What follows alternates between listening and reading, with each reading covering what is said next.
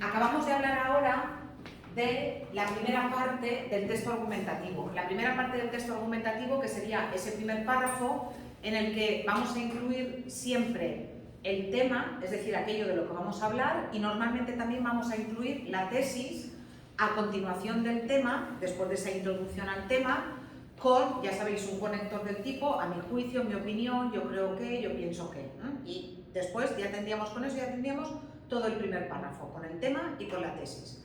En el segundo párrafo lo que nos vamos a encontrar son las razones, los argumentos que yo utilizo para defender mi punto de vista, para defender mi tesis, para defender mi opinión. Esos argumentos que yo utilizo pueden ser de diferentes tipos. En primer lugar, pueden ser argumentos de apoyo. ¿Qué son argumentos de apoyo? Los argumentos de apoyo son esos argumentos que yo utilizo para confirmar mi opinión. Las palomas son un problema en las ciudades porque ensucian los monumentos. Sí, las palomas son un problema en las ciudades porque destrozan el mobiliario urbano. Las palomas son un problema en las ciudades porque provocan problemas de insalubridad. Esos son argumentos, es decir, razones que yo doy para defender mi punto de vista. Serían argumentos de apoyo. En una buena argumentación, además de argumentos de apoyo, en una buena argumentación, repito, además de argumentos de apoyo, convendría introducir algún contraargumento. ¿Qué es un contraargumento? Un contraargumento es el argumento que yo pienso que me va a dar la otra parte y que yo voy a utilizar para llevarlo a mi terreno. Aquí teníais un contraargumento. Las palomas siempre han estado representadas de forma favorable en el arte. Ahora, ¿qué hago yo con ese contraargumento? Sin embargo, no se tienen en cuenta los destrozos que causan en las ciudades y el dinero que eso significa. Eso sería un contraargumento, es decir, algo que yo pienso que puede utilizar la otra parte, pero que yo luego me voy a llevar a mi terreno, que yo luego voy a utilizar para rebatir. Imaginaos, ¿os acordáis? Bueno, no os acordáis porque sois muy jóvenes, pero yo os lo voy a contar. No hace tanto se fumaba en los bares y se fumaba en los restaurantes. Dentro, sí, no hace tanto, ¿eh? Se fumaba en los bares, se fumaba en los restaurantes y en las discotecas, eso sí hace mucho, se fumaba en las aulas. Cuando yo estudiaba en el instituto, se fumaba en las aulas. Y cuando yo estudiaba, hicimos una huelga porque se nos prohibió fumar durante las clases y solo se permitía fumar en los exámenes. Y yo, que no he fumado nunca, hice una huelga en solidaridad con mis compañeros fumadores. Lo pienso ahora y digo, de verdad, en fin. Pero bueno, la cuestión es que cuando se prohibió fumar en los bares y en los restaurantes, ¿cuál era el argumento que utilizaban los hosteleros? Decían que la gente dejaría de ir a los bares y a los restaurantes porque no se podía fumar. Sin embargo, resulta que, al contrario, fue más gente a los bares y a los restaurantes porque a muchos nos molestaba el humo. Y como te sientes a gusto y no sales ahumada ni del pelo ni de la ropa ni nada, pues estás más rato y consumes más. Entonces, cuando se hablaba de eso, un contraargumento podría ser: algunos dirán que si no se deja fumar en los bares y restaurantes, decaerá el consumo. Sin embargo, como los consumidores se encontrarán mejor, estarán más tiempo y gastarán más. ¿Lo veis? Eso es un contraargumento. Y es un contraargumento que luego yo tengo que rebatir. Es decir, comparto el punto de vista del otro, pero algunos dirán que las corridas de toros tienen que ser protegidas porque son un arte de siglos en España. Sin embargo, hay muchas costumbres antiguas que afortunadamente se han abolido. ¿Lo veis? Lo que me puede decir la otra parte me lo llevo a mi terreno y le llevo la contraria. Eso sería un contraargumento, ¿vale? Después, los argumentos de apoyo, los argumentos que yo utilizo para defender mi punto de vista, pueden ser argumentos racionales. Estos son, por ejemplo, los de estadísticas. El 70% de la población mundial tiene un teléfono móvil. Sí, imaginaos que yo estoy escribiendo un texto a favor de utilizar los teléfonos móviles en las escuelas, ¿sí? Entonces, uno de los argumentos podría ser ese. El 95% de los alumnos de 14 años tienen un teléfono móvil. Podría ser un argumento racional basado en los datos. Los argumentos racionales son los que se basan en los datos. Los argumentos emotivos son los que apelan a los sentimientos, ¿eh? Sí. A nadie le gustaría ser discriminado por su orientación sexual. Ahí lo que estoy haciendo es un argumento emotivo. Estoy apelando no a la razón. No estoy diciendo el 20% de la población mundial es homosexual. No, eso sería un argumento racional. El argumento emotivo sería, pues eso, imagínese que es usted el que es discriminado. No le gustaría, ¿vale? O, por ejemplo, un argumento emotivo sobre el alcohol al volante, ¿sí? Puede ser su hijo, puede ser su hermano el que muera porque un conductor borracho tiene un accidente contra él. Eso sería un argumento emotivo, ¿lo veis? Decir que en el 40% de los accidentes está implicado el alcohol sería un argumento racional.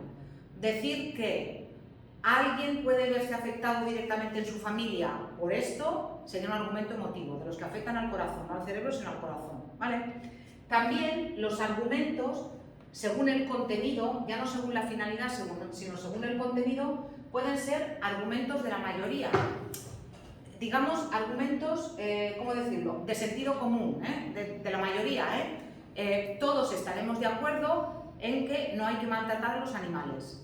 Ese sería un argumento de la mayoría. O, ya que todos tenemos un teléfono móvil, utilicémoslo como herramienta escolar.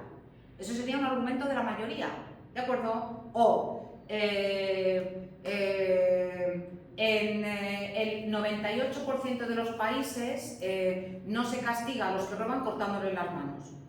¿Vale? Sí, eso sería un argumento de la mayoría. La mayoría de países no se utiliza. Ese sería de la mayoría y a la vez racional. Argumento hedonista, sería los que utiliza la publicidad. Hedonista significa que provoca placer, pero placer en el sentido de que es un argumento que apela directamente a aquello que te gusta. Sí. Si es fácil, ¿por qué no lo vas a hacer? Si te gusta este coche y puedes pagártelo, ¿por qué no te lo vas a pagar?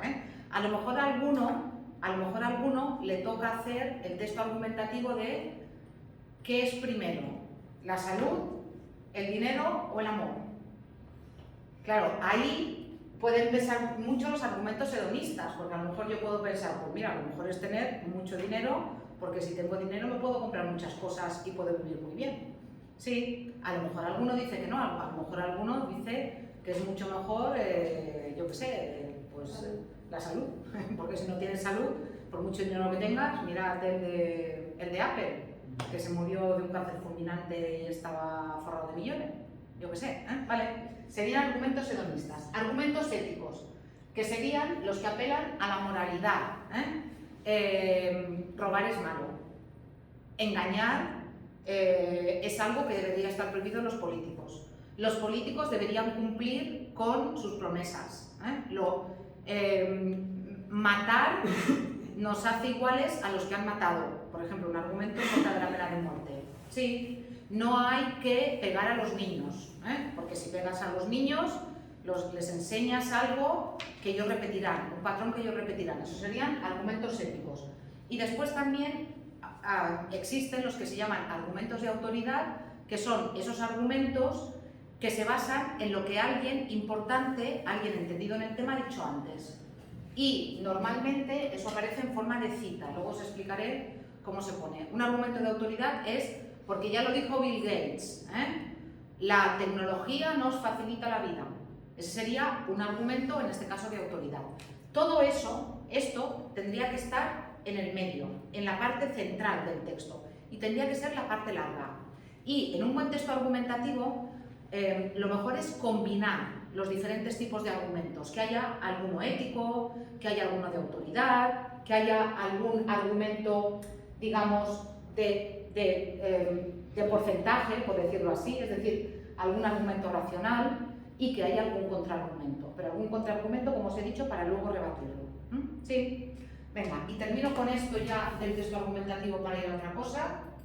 Además de todo eso, en los textos argumentativos conviene utilizar también algunos de estos procedimientos. Por ejemplo, si lo necesitamos, en el texto argumentativo conviene introducir definiciones. ¿Os acordáis antes de la obsolescencia programada?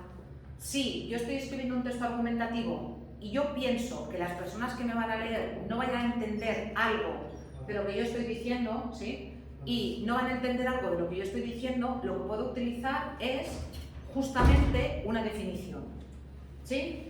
Y la definición también la puedo utilizar dentro de los argumentos, ¿eh? Porque imaginaos que yo estoy dando algún argumento de porcentaje en el que se habla, yo qué sé, de la población activa española. El 80% de la población activa española, entonces a lo mejor si la persona que me lee no entiende lo que es la población activa, conviene que lo ponga entre paréntesis, que dé una definición de lo que es la población activa. Por tanto, puedo utilizar definiciones, puedo utilizar comparaciones, ¿eh? ¿Os acordáis antes, cuando hablábamos de las vacunas, que hemos dicho que igual que nadie puede obligarme a que me tiña el pelo de rubio, nadie puede obligarme a ponerme una vacuna si yo no quiero? Repito, no es que yo esté de acuerdo con esto, lo estoy utilizando como argumento. Esa sería una comparación o analogía. Estoy llevándomelo a algo que la gente entiende, lo de teñirse el pelo, para hacer la comparación con lo de la obligatoriedad o no de poner en mi cuerpo algo que yo no quiero, ¿sí? Si yo estuviera en contra de las vacunas, Después, puedo utilizar citas. Las citas tienen que ver con los argumentos de autoridad de antes. ¿Os acordáis de Bill Gates dijo que? Y si voy a citar literalmente lo que dijo Bill Gates, 2 puntos y abro comillas, la tecnología es buena, ¿vale? Y cierro comillas. También puedo utilizar ejemplos, y en los ejemplos puedo utilizar mi experiencia personal, pero tenéis que tener cuidado. El texto argumentativo no se puede basar en tu propia experiencia personal.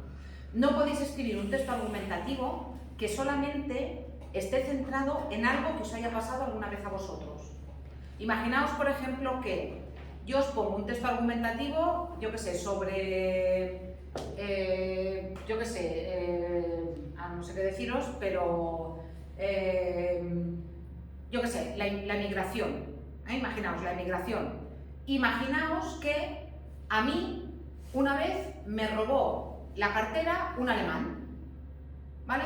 Y entonces yo en mi texto argumentativo pongo que la inmigración es horrorosa y que sobre todo lo peor es la inmigración alemana, porque a mí una vez un alemán me robó la cartera. Claro, eso es un ejemplo, eso me ha pasado a mí, pero que me haya pasado a mí no quiere decir que sirva como argumento, o como mínimo toda mi argumentación no tiene que estar basada en eso. ¿Lo entendéis? Cuidadito con llevar la argumentación a vuestro caso particular, que eso no lo tenéis que evitar. Y después podéis utilizar también interrogaciones retóricas. Una interrogación retórica es una pregunta que no espera respuesta. ¿Sí? ¿Le gustaría que su hijo o su hija fuera discriminado simplemente por el color de su piel? ¿Vale? ¿Sí? ¿Le gustaría no poder ir a un hospital porque no se puede pagar la factura? ¿Lo veis? Si, por ejemplo, fuera un texto a favor o en contra de la sanidad pública, ¿vale? Entonces podríamos utilizar ese tipo de interrogaciones retóricas, ¿sí? No importa utilizarlo todo, pero si utilizamos alguno de estos procedimientos, el texto es más rico. Y por supuesto, y esta tiene que ver con una pregunta que me habéis hecho antes, y además lo tenéis muy bien ejemplificado en el texto de las palomas, hay que utilizar conectores. Aquí tenéis una tabla con un montón de conectores. Evidentemente estos conectores no los tenéis que utilizar todos, pero sí que tenéis que utilizar conectores diferentes de y pero. Porque cuando me entregáis textos argumentativos, todo es y, pero. Podéis utilizar y tenéis que utilizar otros conectores, en mi opinión, desde mi punto de vista, por una parte, por otra parte, sin embargo, no obstante, al final, en definitiva, en resumen. Aquí tenéis un montón que podéis utilizar. Y nada de hacer guiones, nada de hacer viñetas, sino que el texto tiene que estar bien redactado. El viernes hablaremos ya un poco más en concreto de la redacción, de cómo redactar un texto argumentativo. Y finalmente, El texto argumentativo lo tenéis que redactar, ya os lo he dicho antes, en párrafos. Como mínimo, ¿en cuántos párrafos? Como mínimo, ¿en cuántos? En 3. Si luego vais a utilizar muchos argumentos y el texto es muy largo, la parte de los argumentos, el cuerpo argumental, lo podéis partir, como en el primer texto, el que tenéis al principio de todo, que es tan largo, que está cortado en diferentes párrafos, pero como mínimo tiene que tener 3 párrafos, ¿sí? Y para la próxima clase, además de acabar la ficha, también ya podéis hacer la actividad de refuerzo 1, si vais a hacer las actividades a través del aula virtual. Luego, bueno, ni siquiera me lo tenéis que decir, si yo veo que me vais entregando es que vais haciendo las actividades, y si no lo vais haciendo las actividades, pues no pasa nada, os examináis a través de los exámenes, os evalúo a través de los exámenes y ya está. Ya está, de momento, sí.